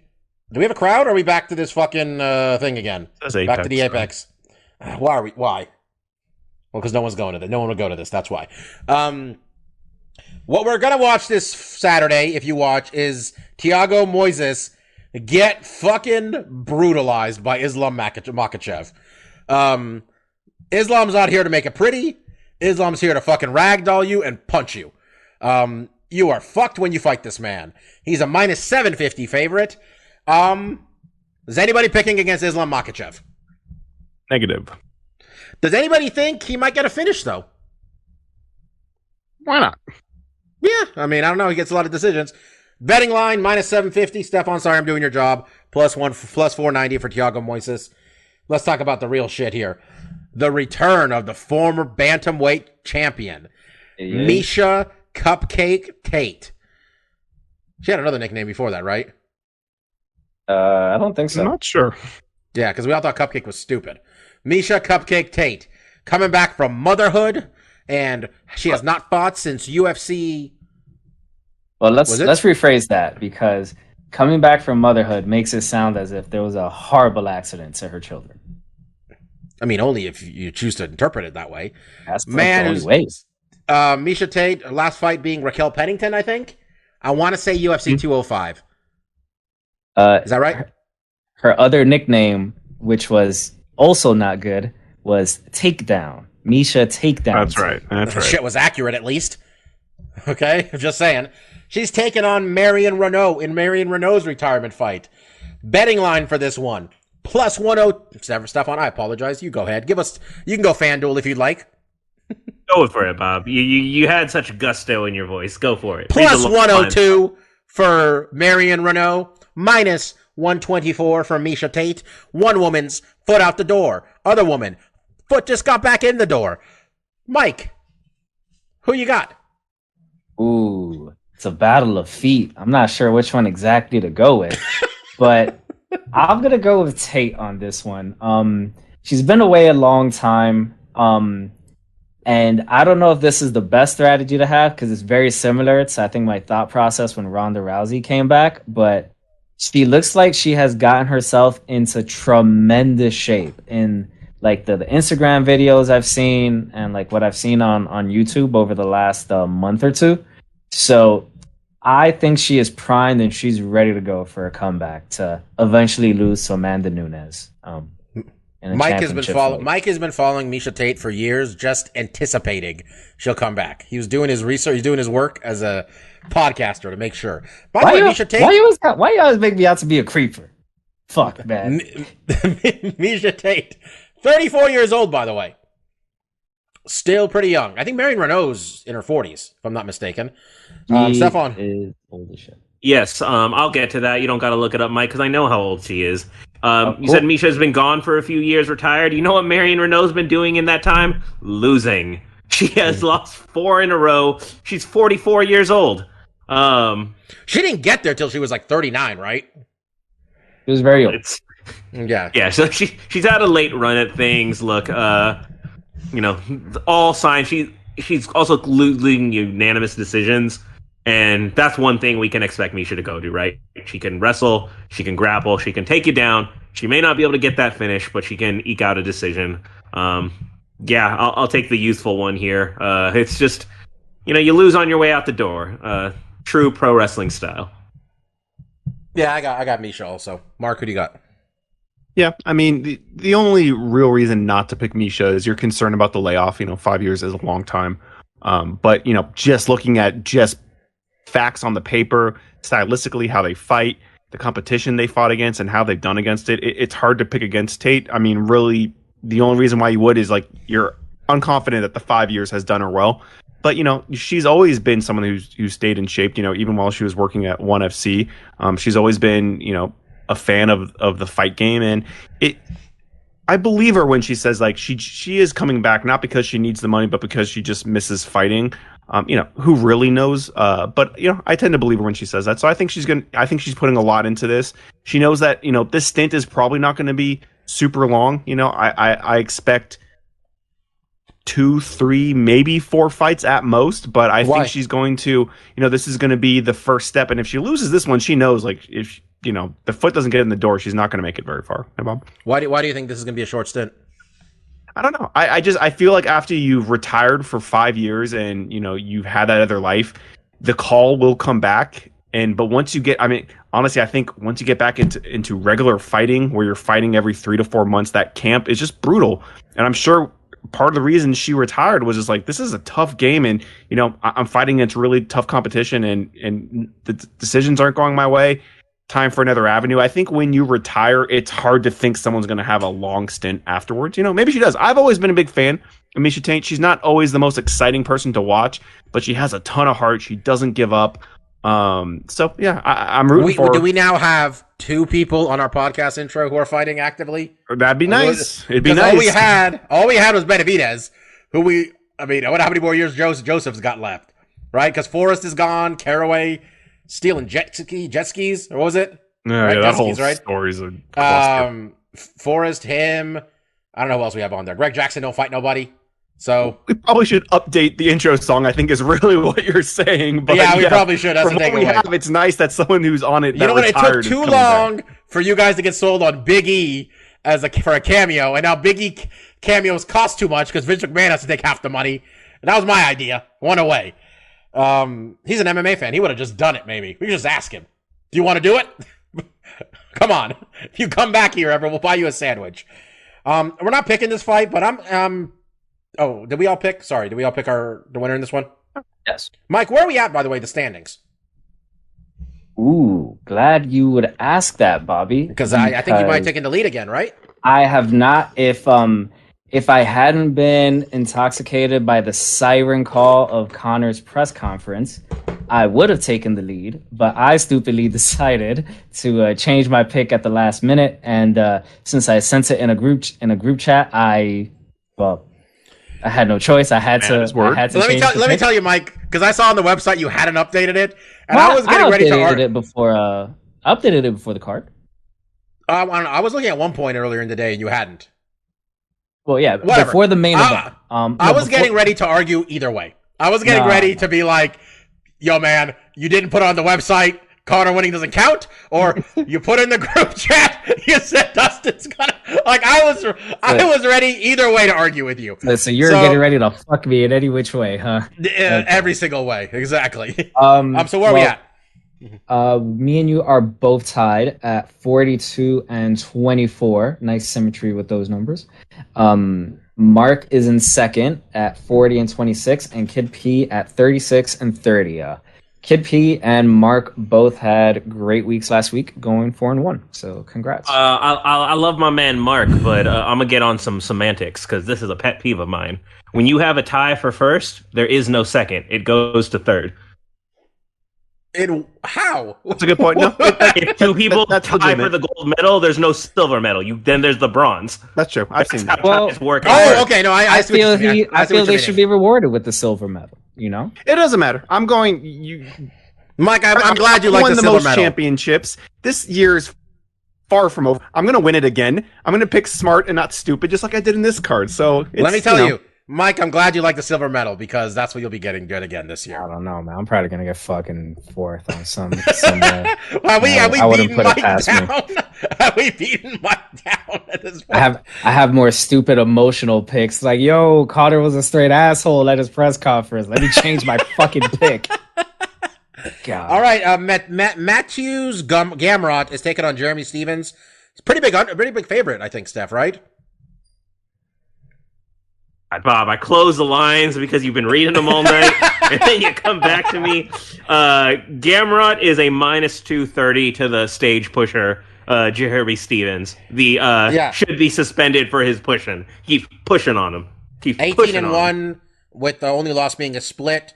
His nickname is Gamer, which I saw that movie. It wasn't good. So, what if this guy makes a whole thing out of being a gamer, and then Mighty Mouse is over in Japan, and like, what the hell? Why didn't I get the promotion? Oh, they start sending this kid to like E3 and shit, and give him like a big Twitch sponsorship only goes to him or something. And Mighty Mouse is just in a corner. Fuck, this is bullshit. I'm gonna keep an eye out on this kid though, man. He's 18-1. He's fighting a top team. So. That camp's doing good stuff these days. We'll see where we go from here. And Jeremy Stevens is a tough guy. If you beat Jeremy Stevens, it's impressive. Still is. So, all right, let's do stuff we like. All I got really. Oh, Mike, sorry. Oh no, I was just gonna say let me go first because mine is actually just very short. I rewatched the Da Vinci Code. You should watch the Da Vinci Code. Good movie. Okay. That's it. Yeah. Not any of the follow-ups, though. Not any of the follow-ups. I thought y'all know what the Da Vinci Code is. I don't need to explain the Da Vinci Code. No, he's saying the follow-up movies. Angels and Demons. Angels and Demons is pretty good too. That was a better movie, I thought. Personally, they weren't bad. They're both watchable. McGregor tries to be the Pope. Yeah, it's it's watchable. Real quick, all I really got is talking about Black Widow, which I'm sure everybody here can talk about. So I'm just going to mention real quickly. The owner of American Top Team, Dan Lambert, showed up on AEW real randomly. Like he was sitting next to Amanda Nunes and Jorge Masvidal. And then they started interviewing. They wanted to interview him. And then I didn't know that Dan Lambert was a character on Impact Wrestling. Like, I knew that there was some American Top Team stuff, but apparently he was a real dickbag heel manager on Impact Wrestling a couple years ago when Bobby Lashley was there. So he just grabbed the microphone and started cutting a promo in the ring, and I'm like, oh, this is interesting. And it was a good promo. And then he got, then Lance Archer came into the ring and beat his ass. And I was like, well, that happened. The crowd enjoyed it. I was like, well, I like seeing old ass Dan Lambert take a big ass bump, though. That was pretty cool. But all else I got is Black Widow, so I can wait till we get to Black Widow talk. So, Stefan, besides Black Widow, what do you got? Yeah, it's been a nice big week on the K-pop front. Getting a lot of music. My favorite girl group, Twice. Them girls stay working. They released a Japanese single I've been really enjoying called Perfect World. They have an English album that's going to be coming out soon in like a couple weeks here. I finally was checking out their actual EP for their last major single, Alcohol Free. They got a song called First Time. Mike, I'm really only talking to you here, but I really like it. I think it's one of their best songs, and it's actually kind of like a mature, sexy song for them. So it's like, it's just called First Time off of their last album. One of my favorite B-sides from them. The big release of the week is international sensation BTS dropped their third English single called Permission to Dance. And here's a little spicy take. It's not that good. It is so fundamentally an Ed Sheeran song. Ed Sheeran did co-write it with them, but it just sounds like an Ed Sheeran reject song, and it doesn't sound like a BTS song whatsoever. And here's the thing. This is stuff we like, not stuff we meh. No, there's a spicy take on it, because I like that I'm vindicated in my take, because in its first 24 hours, it only got 88 million views on YouTube. They were trying to break their own record of 116, but the fact that it didn't even come close shows that the audience agrees with me. This was not the one. This was not it.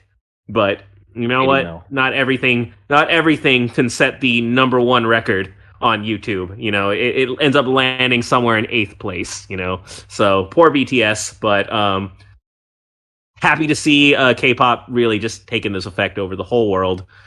Still nice to see that BTS meal still going strong. You tried it yet, Mark? Did you try the sauces yet? I haven't. Is it too late now? I can't imagine it's still going on, right? It's been like 2 months. Is it McDonald's or Burger King? McDonald's. They're not going to Burger King, Bobby. Come on, it's BTS.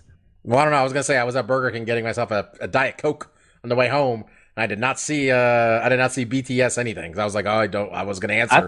Not a Burger King. I thought the BTS meal was very underwhelming. Also, considering that like you don't get any like paraphernalia or anything, it's just literally you like get 2 special sauces. Get some chicken nuggets and some sauce, bitch.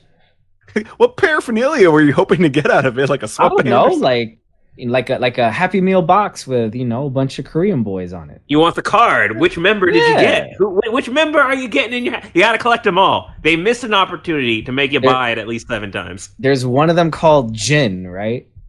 Jin is one of them. Yes. All right. My niece taught me that. There's one called Jin. I'm like, cool. She likes Jin.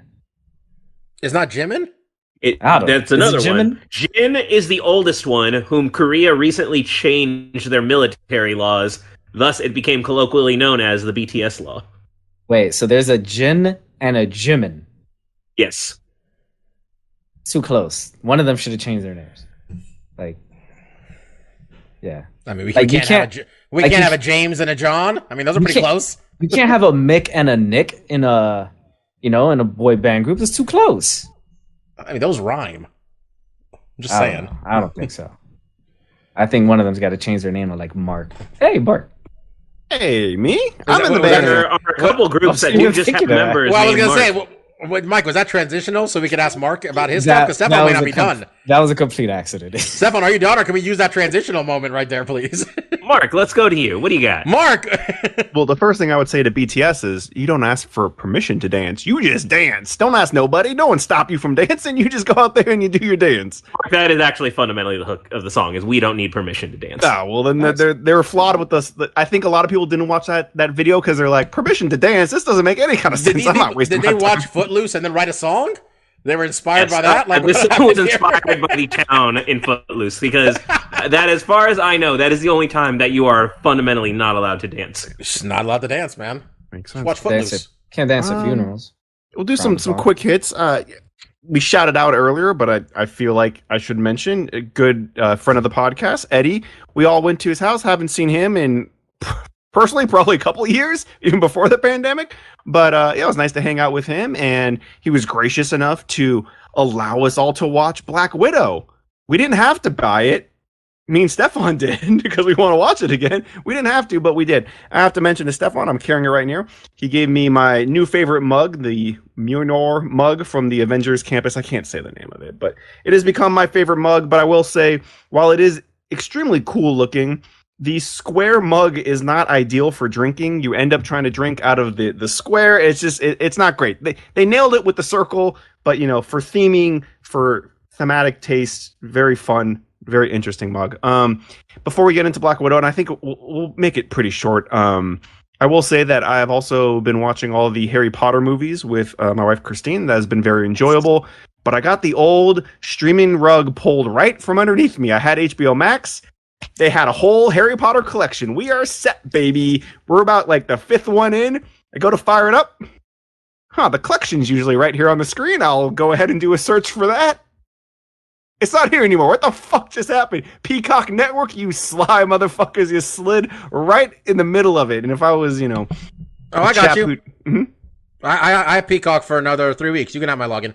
We don't need it. Christine has all the movies on DVD and Blu-ray, but I was still like, have you never seen these before? No, we've seen all of them before, but we're just watching them again. But I was just like, we had it here, and then one day it's gone, and I was like, looked it up. I was like, Peacock Network, god damn it. Anyways, that being said, me, Bobby, and Steph saw Black Widow together at Eddie's house, which was, not quite the theater experience, but I honestly wasn't really anticipating going to the theater to watch this. I was going to use the Disney Premium Access whatever to watch it at my leisure while I was home. But Mike, you also saw it, so if we talked spoilers, which I don't even know if we're really going to get into, we're cool. Give me a thumbs up or any kind of. See it. Okay. So, yeah. I mean, all I would say is I found it really enjoyable. It didn't blow my socks off. Obviously, this is a movie that isn't going forward in the timeline of the MCU, so I think that does taper some expectations because they're in kind of an interesting spot after Endgame and stuff like that. The only kind of interesting tidbit I heard some people talk about on some of the videos I watched was they think this movie would have been better suited if it came out chronologically, if it came out like after Civil War. And I kind of agree. I think it would hold more resonance because I do feel the few times they've done these kind of prequels going back in time, the only time I can really think of, I mean, outside of like Captain America, I guess, is Captain Marvel, right? Where we kind of already established a lot of characters and timelines and what's going on, and we kind of look back multiple years.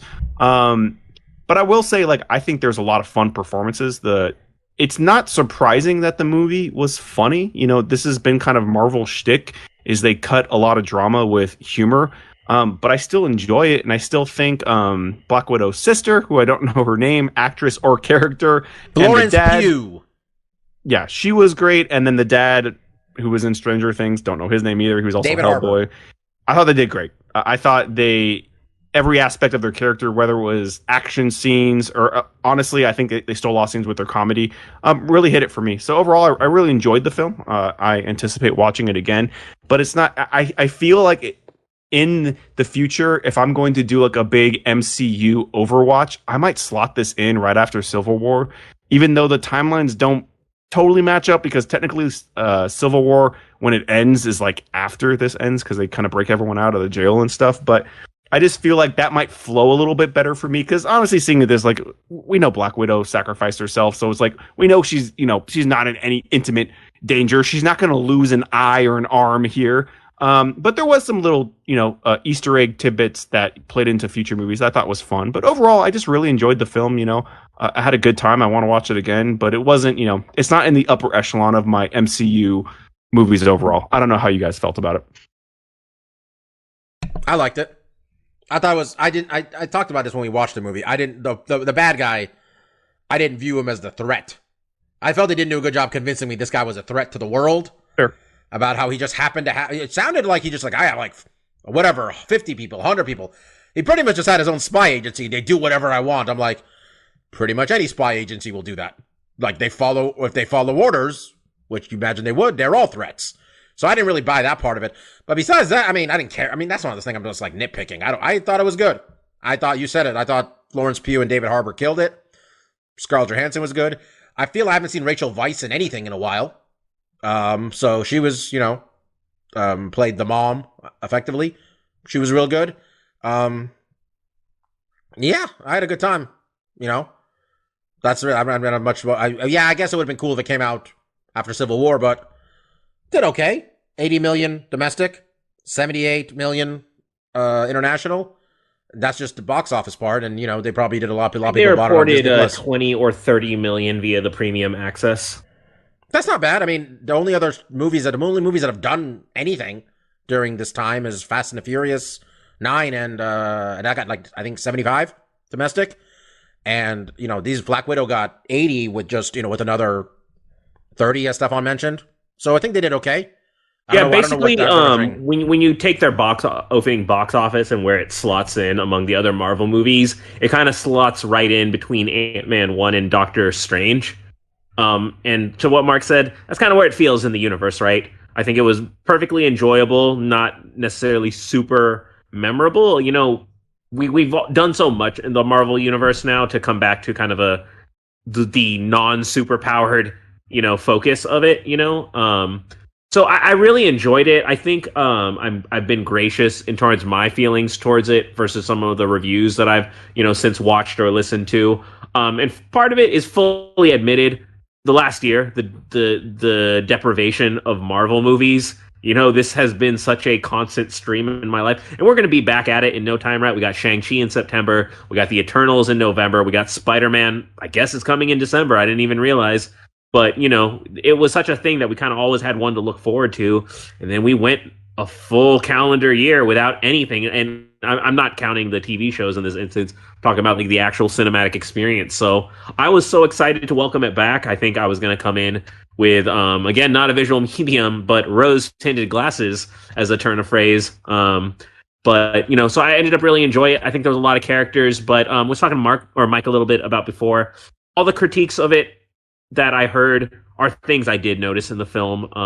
One thing I would point out is, I said it this directly to Mike, one of the big tenets of filmmaking is show, don't tell. And boy, was this movie a shit ton of tell, don't show. We reference Budapest once again, 7 or 8 times. And all we get in terms of a sequence is her pulling up in a car. Little girl walks in the room. Yeah, take the shot. And that's all we get. But we just keep, all the reviews keep saying this. We wish the movie was just the Budapest story that we've heard about for years and years. If we just made that the movie. What I don't understand we is... did get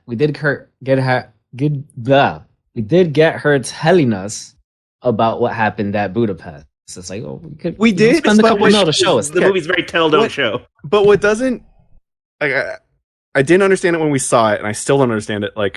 In Endgame, when Hawkeye and Black Widow are going off into space, and they're like, this is just like Budapest, right? And they laugh, and then Budapest is them killing this little kid. Why was that funny? What did they remember that I didn't see that made that memory an enjoyable one for them to bond? Maybe 2 different Budapest missions. Well, remember, Mark, there's that point where they do reference in Budapest where there's that little kind of upward the little attic room. They're we spent 2 straight days up here, and you see all the tic-tac-toe on the vents. Maybe that's their fun memory. It's remember when we bonked in the vents because we were up there for 2 days with nothing to do to pass the time? Okay, it was smooching. I get it. Okay. There's been all that sexual tension between them throughout this series. Maybe that's the part with all their tic-tac-toe games. Maybe they were playing strip tic-tac-toe, Mark, and it was a nice memory for them. A little smooching in between child murder. Oh, yeah. But ultimately, I thought the characterization is great. The character that Mark was alluding to, played by actress Florence Pugh, was Yelena Belova. And it's pretty much known she's going to inherit the Black Widow mantle from this point forward, kind of being set up as the surrogate kid sister to Natasha. But that said, her stealing the show is a great sign, because what it tells me is she's going to slot perfectly in to this Marvel universe. She had the right level of humor, all the stuff about the posing, And why you do this pose, huh? It's why are you doing this? Like, it really, really did. I loved David Harbour's Red Guardian and his comic, his whole thing that he definitely fought Captain America, even though Captain America was definitely frozen at the time that he would have fought him. Like, I enjoyed that stuff a lot. What's up, Bob? You're muted. Sorry. This is going to be weird to say. But the scene where Yelena describes her forced hysterectomy, I don't know why, but I really thought, like, I'm really happy that was in the movie. I really, like, it's weird to say I enjoyed it because it was funny the way she was describing it and how dude didn't want to hear it, how David Harbour didn't want to hear it, but I was just like,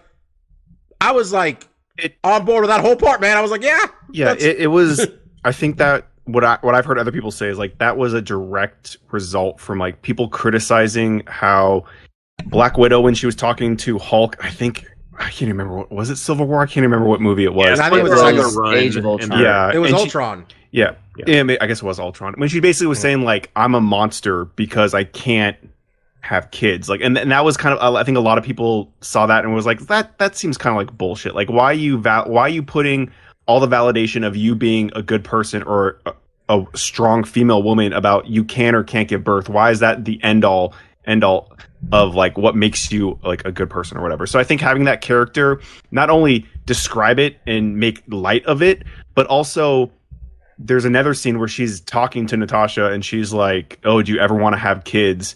And she's like, I just want to have a dog.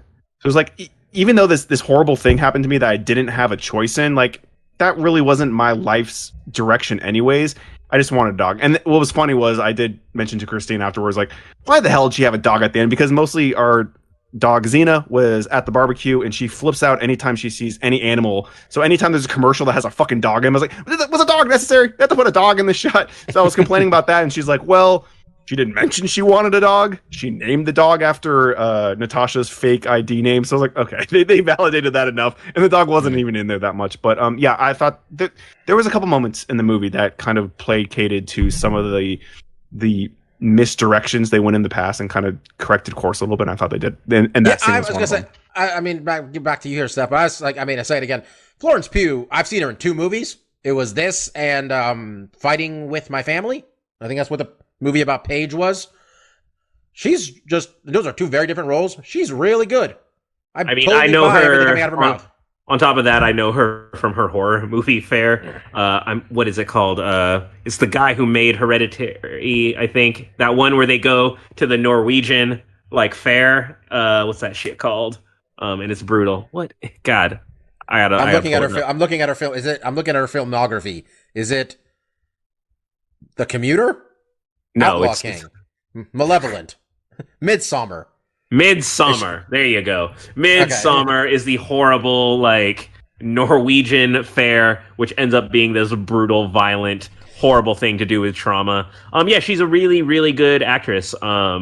Seeing her in that, those A24 kind of like indie film pictures and then a Fighting with My Family, she was really one of those, like, someone on the rise in Hollywood. And like I said, the fact that she was able to steal the show, I love that she's going to slot perfectly in to this next generation of Marvel actors and actresses and everything. So, yeah, it'll be really cool. Yeah, you alluded to, Bob, the Marvel villain problem. That is a very recurring thing, I know some people are a little upset about what they did with Taskmaster. I'm not so married to the character that I care. The reveal that it was supermodel turned actress Olga Kurylenko, who I have not seen in God knows how long. Last I saw her, and this was another film critic who pointed it out to me. The last film she was in Quantum of Solace with the Daniel Craig James Bond, and that led to, I did not know that Rachel Weisz was married to Daniel Craig. So that's the full circle of all that. But Quantum of Solace. I remember like 10 years ago. Jesus. So that's what the interesting I thought about it is supposedly the kid that Black Widow murdered became Taskmaster, but I'm pretty sure Olga Kurylenko is older than Scarlett Johansson, or at least the same age. So that's just shit with me knowing and pointing out like a continuity error. But they did a gender bend on it, which again, I'm fine. Taskmaster is a bit of an obscure character. But that said, Taskmaster is a cool character, and if you were going to do him, so I don't feel like it was well explained in why this Taskmaster was a perfect mimic, because in comic canon, that's his power, is that he can see anything, like any type of like physical movement and recreate it exactly. So all he has to do is watch a person fight once and he can recreate anything he saw happen. So I don't feel like they did a good job explaining why Olga was able to do this, because she had a microchip on her neck. But again, that's why we call it the Marvel villain problem. Look, I just say like what I told you guys the other day. Fuck Taskmaster, making my life difficult in Spider-Man games. He'll fuck himself. All right? We'll say one thing I did. I mean, it wasn't a perfect villain, the old Russian dude. But one thing I did like is that they didn't go the normal Marvel way, where it's you're getting a villain who is a mirror image of the hero, but just evil. So I'm happy we didn't get that. I thought he sucked. Yeah, I didn't want to get to it, but I thought he was. He was just there. They wanted to tell this story. When the movie started wrapping up, I'm like, oh, well, we're done here, huh? Like this is the big moment. We're on this fucking, we're in Cloud City. I'm not the only one who saw Cloud City. Come on now. But like, yeah, I saw they went up to Cloud City. I'm like, oh, we're doing this now. Okay. And like, yeah, I don't know. I feel they didn't really sell me enough on how much of a threat this dude was, but he just like evil Charlie's Angels. That's what's going on there. Anybody got anything else? I think that's it. Yeah. Yep. All right, we're going to be back next week. We're going to see if Islam Makhachev left anything left of Thiago Moisés when that card's over. And then I think we're going to be making our predictions for, fingers crossed it doesn't get canceled again, Corey Sandhagen versus TJ Dillashaw. Nice. I'm telling you right now, I'm picking Corey Sandhagen. But leave him wanting more, Bobby. Always leave him wanting more. Don't tune in next week. You know what Bobby's picking. Who watched the Chronicle thing about TJ Dillashaw besides me? I thought one of you said that you watched it and you realized he's just not apologizing for anything here. I'm not here for his redemption fucking documentary. He really wasn't sorry. It didn't come off as sorry at all. All right, guys, we appreciate you listening as always. Be back next week, as I mentioned. Stay safe out there, get vaccinated, all that fun stuff. I was Dr. Law. That was DJ Mark. That was Kid Presentable. And that was Mr. Lavender Gooms, who's not a scumbag. See y'all next week. Peace out. Yep. Peace.